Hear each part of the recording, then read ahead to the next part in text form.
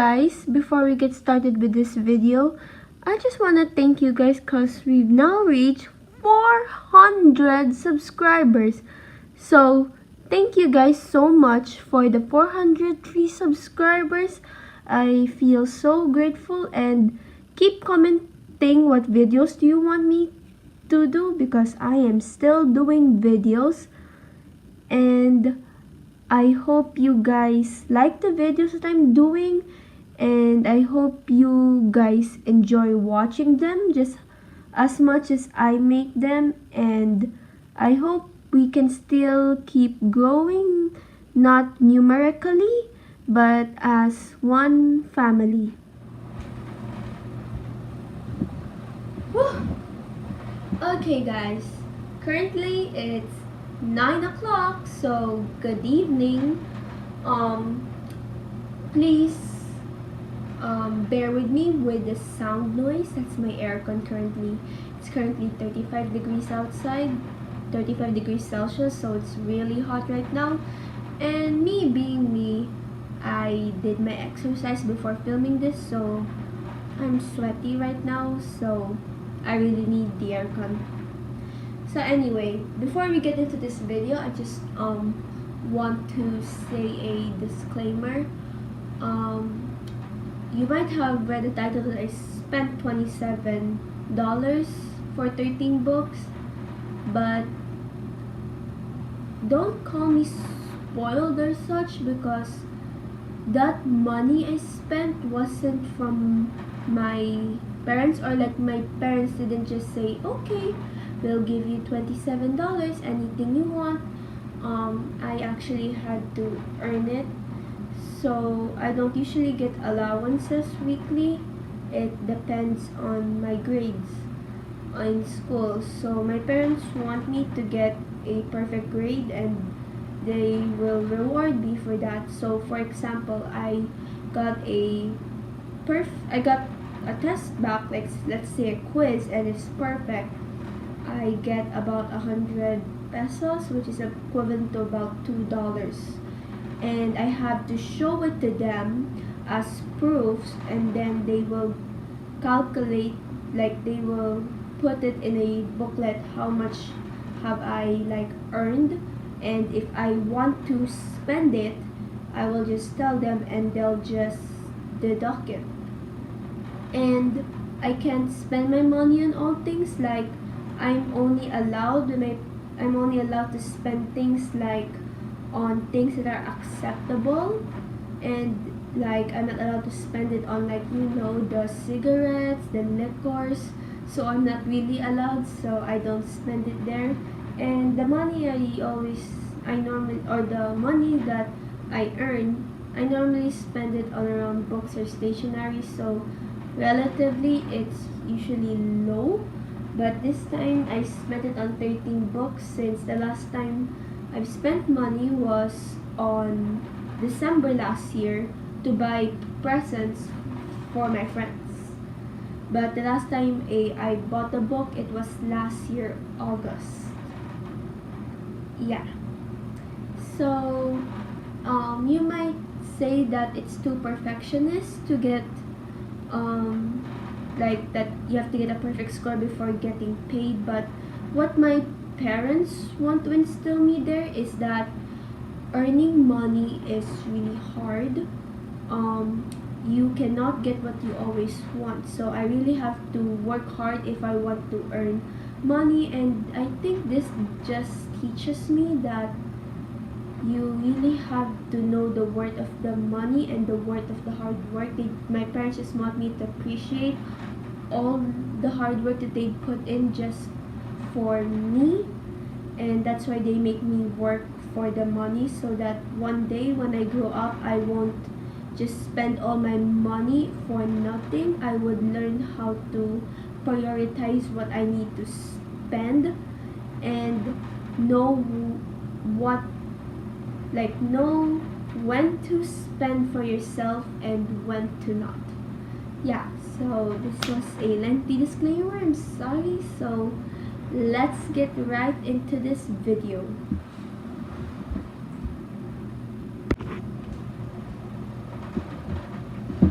So you might be asking, how was I able to spend only $27 for 13 books when you actually spent $27 on around 7 books, which is a little bit more than half of the books that I got?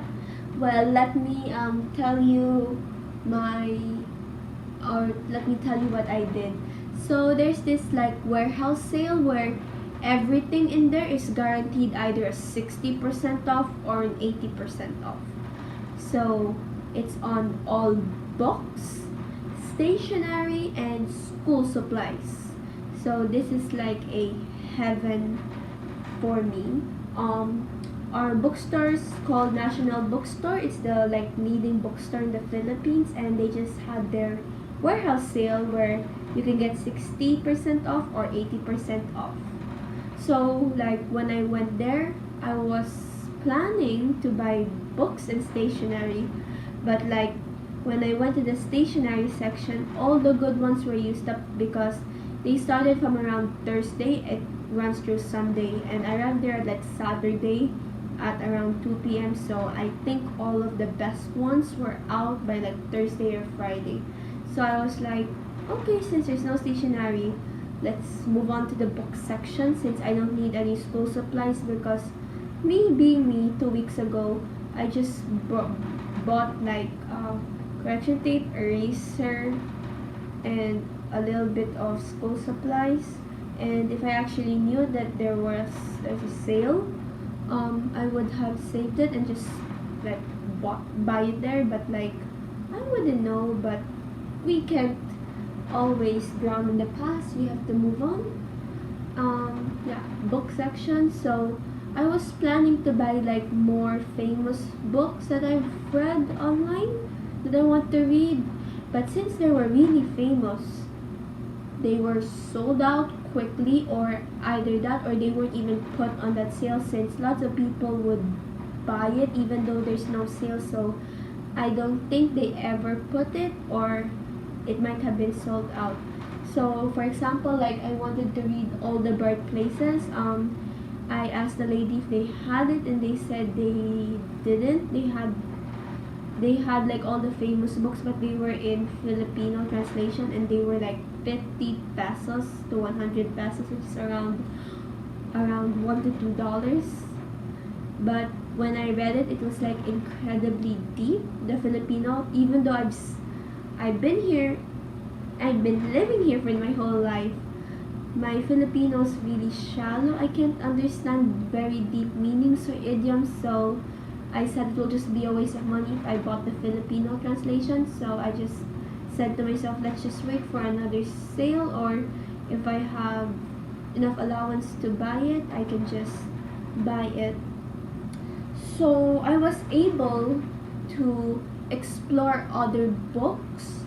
Like since I had no more choice for all the famous books, I decided to like look on what books they have for sale. And generally, when I look at the book, it's actually good because first I like look at the synopsis. Like they would normally have at the back a summary of what happens, and if it gets my attention, I would start reading the book. So I would normally first put it in a cart, all the books that I read the summaries at the back, and if they attract me, I just put it in one cart, and then I head off to the cashier, because let me tell you, the cashier when I went in was 30 minutes long. By the time I went to line up at the cashier, it was around 2 hours long, which means I had to wait for 2 hours. So I didn't want to waste any more time, so I just lined up while also picking the books that I really want, because once that I just get them for reading the summaries at the back, I had about like 30 books, and man, that was heavy. 30 books, like each of them is like around 500 pages, so they were really thick and heavy. So yeah, my muscles were on work today. I have to carry up because the basket There were so many people. That's why I didn't want to stay in one section because people would just push you. So I just lined up and started like reading it. And once I read like the 10th page, I had to like stop myself. I'm like, okay, we'll get this book. So it like narrowed down to from 30 books to 13 books. So like some of them were like 80% off. So some of them were really great books and they were like just 100 pesos or about $2, which I was really happy because there's no way in a bookstore can you get a book for almost $2. Let me tell you, you can only get a book like that if it's an e-book. And let me tell you, I hate reading ebooks because it feels like it's not the same way as reading the physical, like holding it. So that's why I didn't like getting ebooks or I didn't like getting a Kindle because it doesn't seem the same way as reading a physical book that is, you can hold it. But I think what consumed me most in the warehouse was time because I spent more time lining up for the cashier than actually browsing the sale. I only used up like 1.5 hours or about 1 hour since it was very hot and I was sweating really bad. It's a warehouse, so they only have fans. They only like brought up fans, so it was really hot there, and I don't know how I even survived waiting like for 2 hours because like by the end of like the hour and a half, I already had the books I wanted and I just had to wait for the lineup.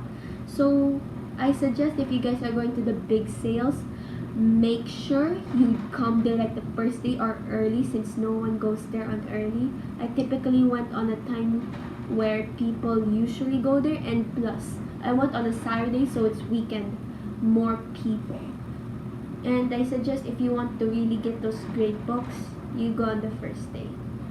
So now I'll be showing you what books I got from the sale. So let's get right into it. So the first book I got was an American Girl series. It's called Tenny, and yeah, it sounds a little childish to be buying this book, but I swear I loved American Girl. It was my favorite childhood series to watch, and to think that they have a book, I just wanted to read it. And anyway, it's priced from $9.99 and it was on 80% off because it had that red sticker, so it means 80% off, so it's around $1.99, so it's just around $2, which is a big saver. So I just got it because 1, it's cheap, 2, I like American Girl, and 3, I love the book series of it. Next, I got Ella Enchanted by Gail Carson Levin, and I've been finding this book since I was in 7th grade, and when I saw it was in one of the sale, I picked it up. So from here, it's about a girl who's born and her fate is to accept any order from anyone, no matter how dangerous it is. But Ella doesn't believe in this and goes on a quest to break that curse. So it's like a fairy tale, which I also like. I also like fairy tales, and it was used to be $7.99, but then it was on 60% off, so it's now around $3.1, which is also really cheap. So I also got it because I've been wanting to read it. Next, I bought this book called Nightbird by Alice Hoffman. So I never heard about this story, but I just love the synopsis because it's really like fiction, and I love any kind of fiction. So I like books that can like relax me, sometimes hardcore me. So this is one of the relaxing ones, and I'll tell you the summary. Because of a family secret, 12-year-old Twig keeps to herself, rarely venturing beyond her mother's apple orchard except to deliver pies to the general store. But when a girl named Julia moves into the cottage next door, everything changes. A witch lived there once, and Twig's mother has forbidden her to go inside. But Julia might be Twig's first true friend, and her ally in breaking an ancient curse. In this spellbinding story by beloved author Alice Hoffman, friendship and love are truly magical. So, I was really attracted to the synopsis, and I also want to read it. And it's priced at $7.99 but 60% off, and it's just around $3.1. So the next book I have here is called Shug. It's by Jenny Han. I don't know if this is a love story book. It looks like it, but I'm not sure. I won't judge. But this is kind of a teens book that I like to read because of the summary. It says Anne-Marie Wilcox, or Shug as her family calls her, is beginning to think there's nothing worse than being 12. She's too tall, too freckled, and way too flat-chested. Shug is sure that there's not one good or amazing thing about her, and now she has to start junior high, where the friends she holds most dear aren't acting as dear anymore. Especially Mark, the boy she's known her whole life through. Life is growing up all around her, and all Shug wants is for things to be like they used to be. How is a person supposed to prepare for what happens tomorrow when there's just no figuring out today? The last sentence. Whew, to the heart. So, this is a kind of teens book. It's somewhere around the puberty age, and I think I'll be able to relate with Shug more. I'm not sure, but I think I know I'm gonna like it. And this was just 90 pesos or $1.7, so it's like 60% off. So it's about $0.68, which is a blessing, which means it's really, really, really cheap. The next book I have is called A Summer to Die by Lois Lowry. And if you don't know who's Lois Lowry, let me tell you, he's one of my favorite authors because he what do you call this? He made a book called The Giver, and I read it at 6th grade, but I didn't understand it because I think I wasn't mature enough. So I read it again at 7th and 8th grade, and boy, I just love that book. So I'm starting to also trying to find his other books because I really want to read it, because like The Giver is like part 1 of a series. I need to find part 2, part 3, but like it's kind of hard because our bookstore doesn't sell that much. Either will only have 1 or 2 copies of it left, so that means I have to go back to the States to find it again. But this is not part of its series. This story is more on two sisters. So I'll read you the summary. When Meg's family moves to a small house in the country, she must get used to many things. She's annoyed about being stuck sharing a bedroom with her older sister Molly.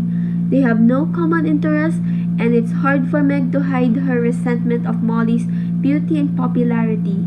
Just as Meg begins adjusting to her new surroundings, she feels that Molly's being a real nuisance again. But it's soon evident that Molly's constant grouchiness, changing appearance, and other complaints are not just part of a new mood.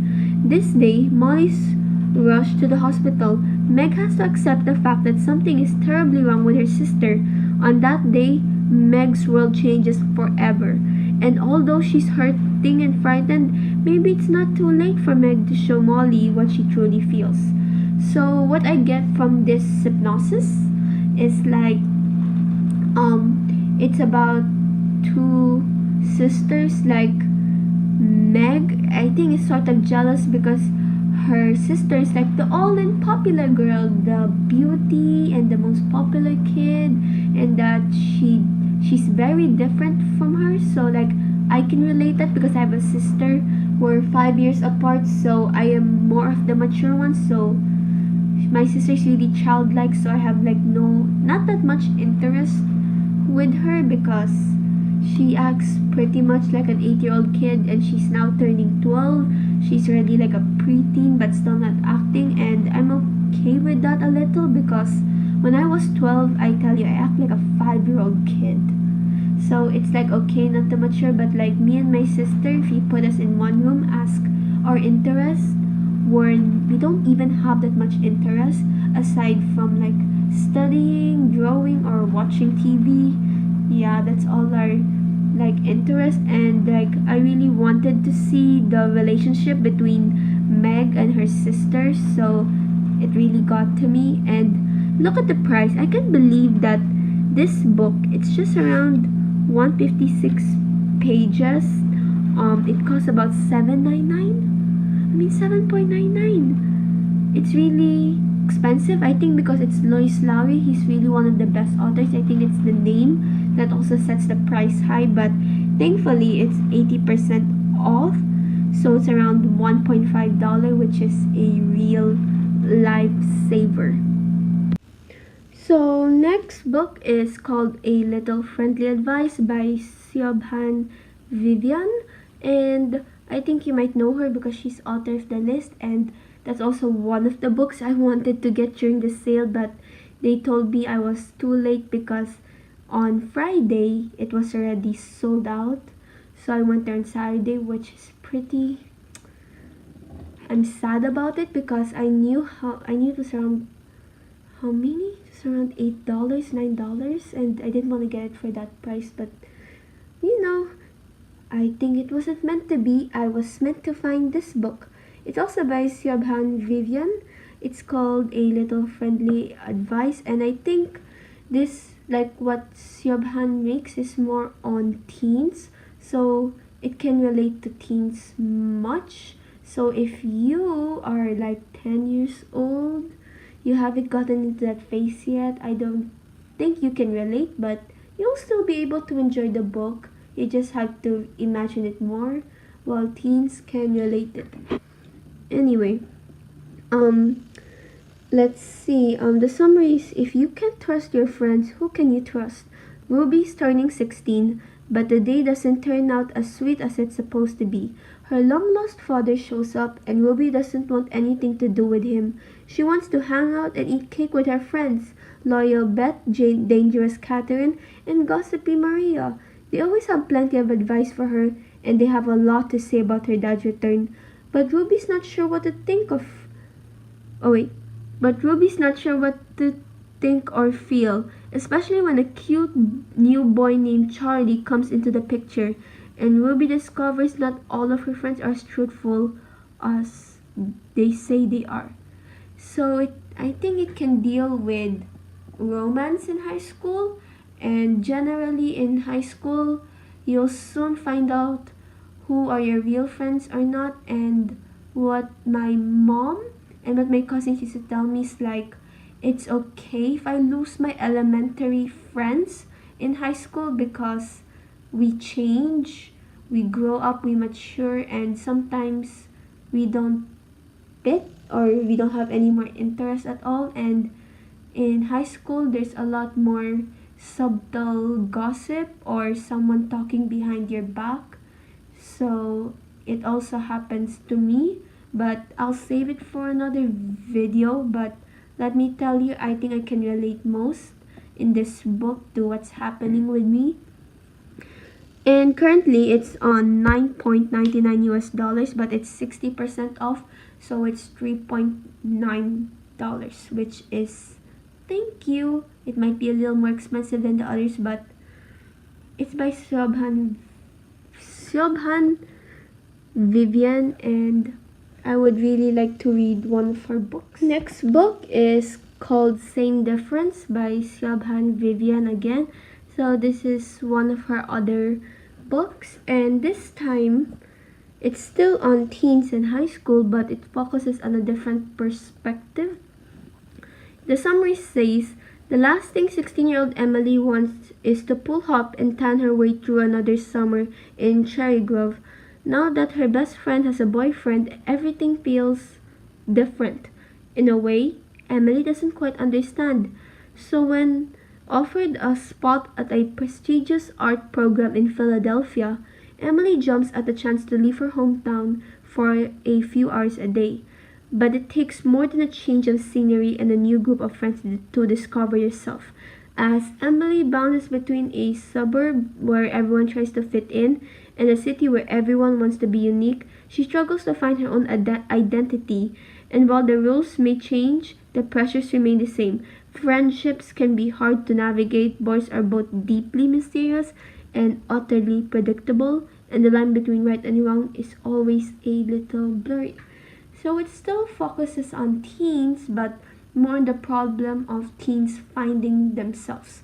So we know that teens mature, and along the way they have to they need to find their own identity, who they are, what makes them unique. So it can be hard time. Like even me, I only know a little bit of myself. I don't know who I really am, and that's a little bit worrisome because you need it, because you need to stand out in your workplace, in college. And if you know yourself, you can find like the right group of friends. So this part can have also some of the normal teens like boys, friends, but I think this book is more on how the character will be able to find her own self. So I'm also pretty excited to read it. I think I've been saying this for all the books, but generally all the books I pick, I'm really excited to read it. So this costs the same 9.99, but then it's on 80% off because of the red sticker, so it's now on 1.99, which is nice. I saved so much money. The next book I have is called American Panda by Gloria Chow, so I think she's Chinese. So the summary is, at 17, Mei Lu should be in high school, but skipping 4th grade was part of her parents' master plan. Now a freshman at MIT or the Massachusetts Institute of Technology, she's on track to fulfill the rest of this predetermined future, become a doctor, marry a pre-approved Taiwanese Ivy Leaguer, produce a litter of babies, with everything her parents have sacrificed to make her cushy life a reality. May can't bring herself to tell them the truth that she, 1. hates germs, 2. falls asleep in biology lectures, and 3. has a crush on her classmate Darren Takahashi, who is decidedly not Taiwanese, maybe Japanese. But when she connects with her brother Singh, who is estranged from the family for dating the wrong woman, May starts to wonder if all the secrets are truly worth it.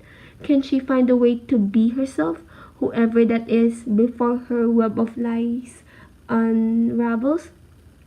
From debut author Gloria Chow comes a hilarious, heartfelt tale of how, unlike the panda, life isn't always so black and white. So I think this is probably what many, I think, not just Chinese, but literally Asian students who are living in Asia or maybe even the US feels, that their parents want them to be like an all-around kid. Before it used to be good in academics, but now they want you to be an all-around kid. And I am no different because my parents want also me to be good in academics and in my extracurriculars, whatever that is. But unlike the character's parents, they don't like write out my life. They just help me, like they'll be like, okay, what course do you want to take in college? And they will accept whatever course I choose from because they know that if I like the course, I'll have a passion for it. And yeah, and they won't choose my college.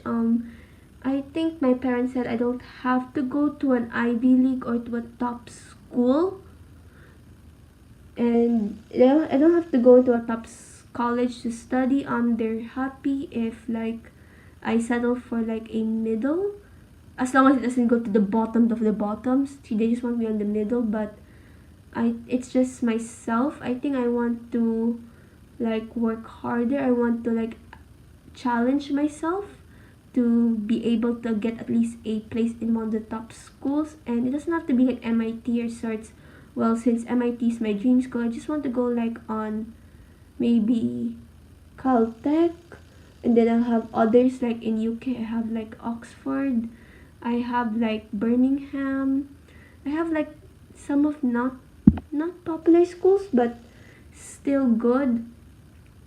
And I think I chose this book because one, I want to see what's the life, or how is the life of like an Asian student who has parents who have high expectations. And I'm not just saying like Asian parents, but I think there are many other Europeans or many other races who wants also their child to be successful, because the way the parents I think did here, we can see that the parents just want her to be successful. Maybe they have a backstory of them not being successful and they want to have let their daughter have a bright future. I don't know, but we'll see when I read the book. So this cost 4.95 pesos, which is around $9.5. Woo! But it's 60%, so it's marked down on 3.8. Oh, and that was just cats outside fighting. Cat fights, Cat fights. So, yeah. Let's go on to the next book. Next book is called Lost It by Kristen Tracy. This book is all about Tess Whistle is a high school junior with ridiculous problems. Her best friend is plotting the annihilation of a neighborhood poodle. Her parents are newly born-again Christians who just moved to a survivalist, outward-bound type camp in Utah, and Tess is about to lose her virginity on their canoe to her serious boyfriend Ben Easter. Luckily, none of these dramatic turns spells catastrophe, because Tess Whistle is a high school junior who is about to discover that, as ridiculous as her life may seem, she's finding out exactly who it is she wants to be. So you may have noticed most of the books that I got were all about high school because 1, I'm in high school, 2, I can relate. Well, not all of the stuff, but at some point, yeah. So I'm not sure mostly about the plot. I don't know what to feel about the plot, other than that it seems interesting out of all the other books, because it gave more of a background of her life. So I don't know if I'm gonna like reading this or not, but oh well, it's better an oops than a what if. So I just took it, and the price here is 359 pesos, or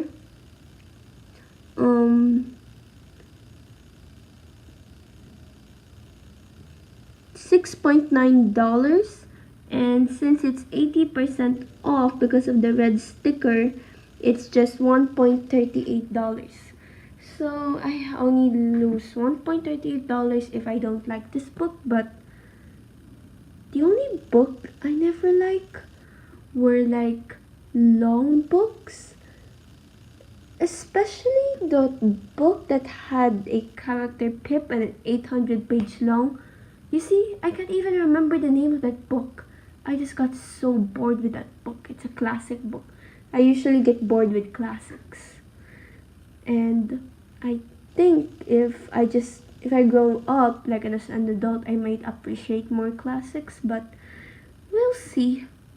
The next book we have is called Noteworthy by Riley Redgate. This novel, let's see, Jordan's son is embarking on her junior year at the Kensington Blaine boarding school for the performing arts, hopeful that this will be the year she finally gets cast in the school musical. But when her low altitude voice gets her shut out for the 3rd straight year, threatening her future at Kensington Blaine and jeopardizing her college applications, she's forced to consider non-traditional options. In Jordan's case, really non-traditional. A spot has opened up in the Sharpshooters, Kensington's elite a cappella octet, worship revered all male. Desperate to prove herself, Jordan auditions in her most convincing drag, and it turns out that Jordan's son tenor 1 is exactly what the Sharps are looking for.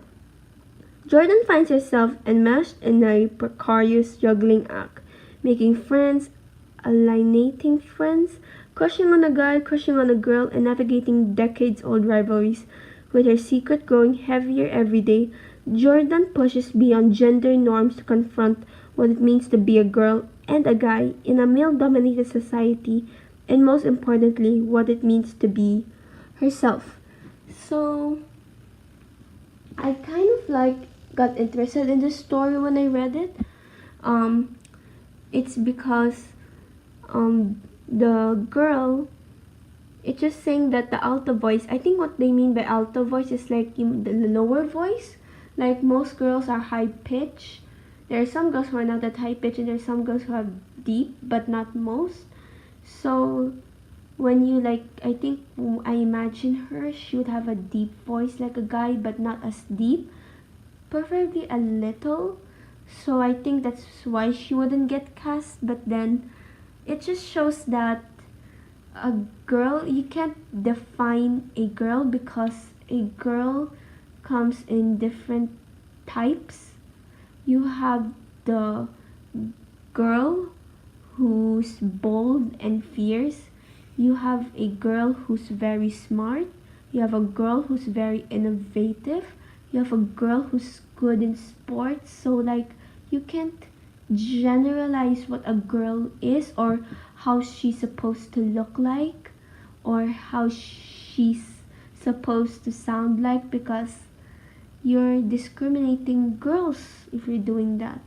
So I'm looking forward to reading this because I want to see how this character is going to show who she really is. I would like to know her personality wise, and how will she be able to show the world that being a girl is okay, even though in this environment males are more dominating. But I think in my country we're mostly equal gender, so girls are just equal to boys. They don't look down on girls or look down on boys.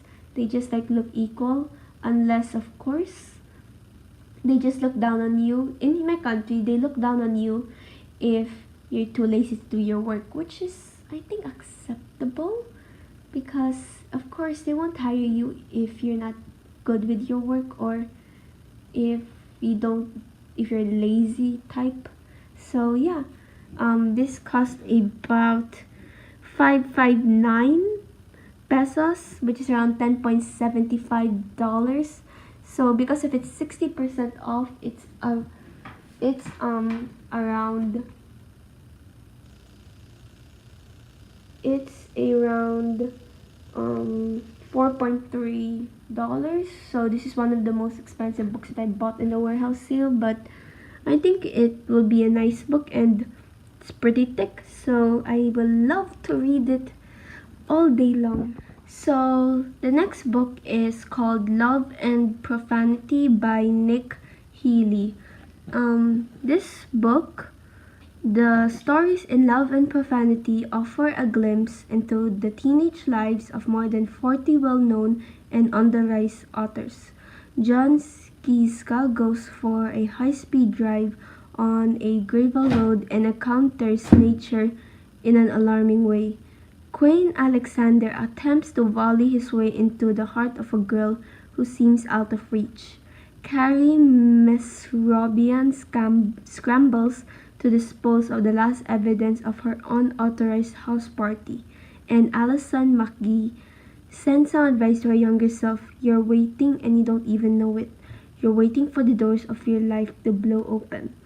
So the authors that are featured here are Pete Hotman, Quinn Alexander, Allison McGee, Da Chen, John Skiska, Heather Sellers, Adam Rex, Geoff Herbach, Carrie Masrobian, Will Weaver, Patty Kim, Steve Brezenoff, Joseph Bruchak, and many more. So I'm excited to read this book because I really want to know what lives those authors went. Like, I want to know how different one's teenage life is between mine and between others. So I want to really look into others' life. I want to see their personalities of what they're before they were famous and stuff. So this book is only 300 no $9.95, but it was on sale for 60%, so it's now $3.98. Second to the last book is called Am I Normal Yet by Holly Bourne, and right below it just says it's tough being a girl. So she said normal at 16 equals checklist, college, friends who won't dump you, parties, fun, and a boyfriend. Everything is checked except for the part where she doesn't have a boyfriend. It says all everyone is to be normal, and now that she's almost off her meds and at a new college where no one knows her as the girl who went nuts, there's only one thing left to tick off her list. But relationships can mess with anyone's head, something Evie's new friends Amber and Lottie know only too well. The trouble is, if Evie won't tell them her secrets, how can they stop her making a huge mistakes? And if you're gonna buy this book, content is not suitable for younger readers. And I think when they meant younger readers, below 15 or 13. I think you just have to be at least 13. So, this book was one of the last books that I had to choose. The fact that intrigued me were how I want to know the backstories of Amber and Lottie. How come they only know too well about the relationships? Is it because of their parents' relationships, or did they have their own experience with relationships? And I want to know how Evie is the girl who went nuts.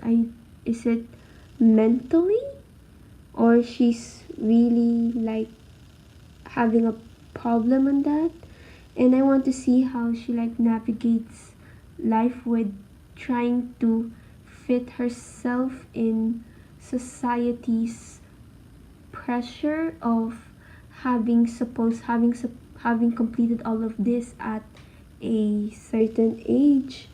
So yeah, I'm really excited to read this, and if you're maybe 13, I suggest you wait until you're older enough and mature enough to read this book.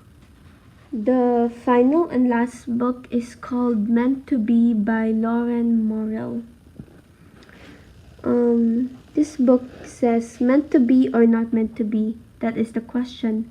It's one thing to fall head over heels into a puddle of hazelnut coffee, and quite another to fall for the gasp, wrong guy. Straight A junior Julia may be accident prone, but she's the queen of following rules and being prepared. That's why she keeps a pencil sharpener in her purse and a pocket Shakespeare in her well pocket. Julia also believes in faith and that Mark, her childhood crush, is her MTB or her meant to be. But this spring break, Julia's roles are about to get defenestrated. It's an SAT word thrown from a window when she's partnered with her personal nemesis, class clown Jason, on a school trip to London. After one wild party, Julia starts receiving romantic texts from an unknown number. Jason promises to help discover the identity of her mysterious new suitor if she agrees to live a little along the way, and thus begins a wild goose chase through London, leading Julia closer and closer to the biggest surprise of all, true love, because sometimes the things you least expect are the most meant to be. So in here, it's more of like a mystery plus love story, I think. Because of course when you watch like drama shows, you would always hear that person, you would like see the person who always says, oh, this person is my meant to be. I know this person will be the one even after everyone leaves. But like of course, plot twist, then dun dun dun dun. For me, I think the mysterious suitor is Jason, but I don't know if that's Jason, then what a plot twist. But if it's another one, then woo. So I won't judge this book because it makes me think of it first. Like, it makes me interested to read, so I think I have the story in my brain, like me trying to predict what happens, but then of course when I read the book, I think it's gonna change.